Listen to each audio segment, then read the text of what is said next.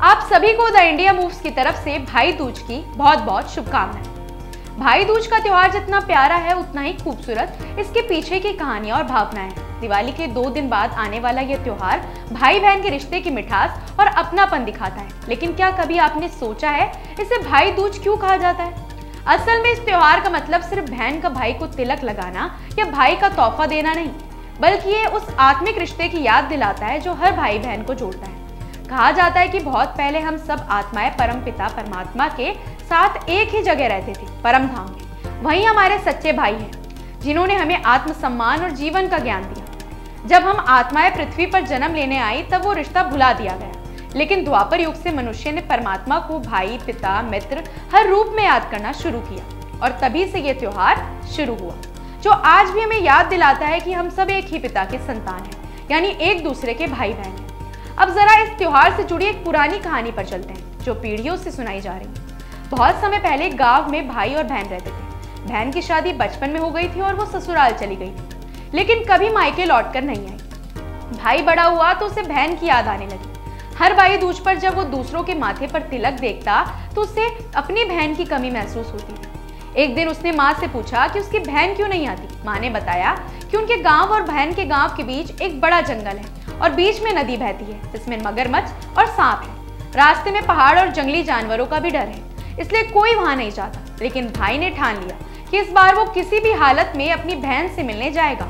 माँ ने बहुत समझाया पर उसने कहा, माँ मुझे अपनी बहन से मिलना ही है, चाहे कुछ भी हो जाए। फिर वो निकल पड़ा। रास्ते में नदी मिली। उसने नदी से कहा, मुझे पार जाने दे, लौटते वक्त अगर चाहे तो डुबा देना। नदी मान गई। आगे पहाड़ आया जो पत्थर बरसा रहा था। उसने कहा, मुझे जाने दे, लौटते वक्त जो चाहे कर लेना। पहाड़ भी मान गया।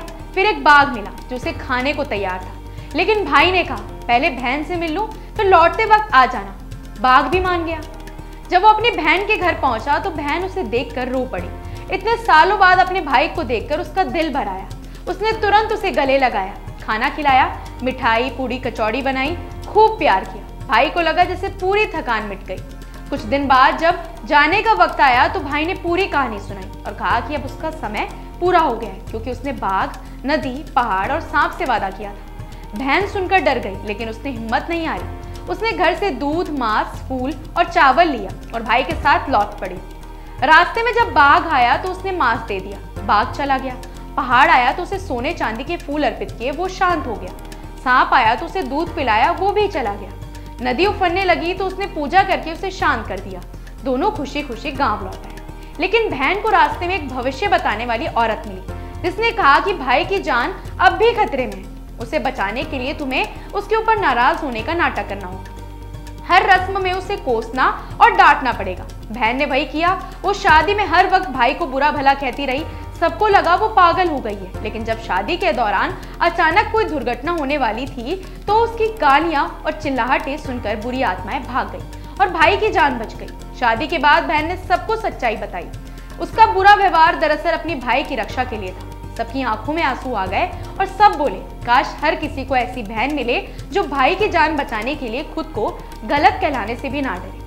तभी से माना जाता है कि भाई दूज पर बहन खुद भाई के घर नहीं जाती, बल्कि तिलक या मिठाई भेजती है, क्योंकि रास्ते में खतरा हो सकता है। इस तरह भाई दूज सिर्फ प्यार का त्योहार नहीं, बल्कि उस रिश्ते का प्रतीक है जहां बहन अपने भाई के लिए दुनिया से लड़ सकती है, चाहे उसे कोई समझे या ना समझे। यही है भाई दूज का असली मतलब, प्यार, सुरक्षा और निस्वार्थ अपनापन।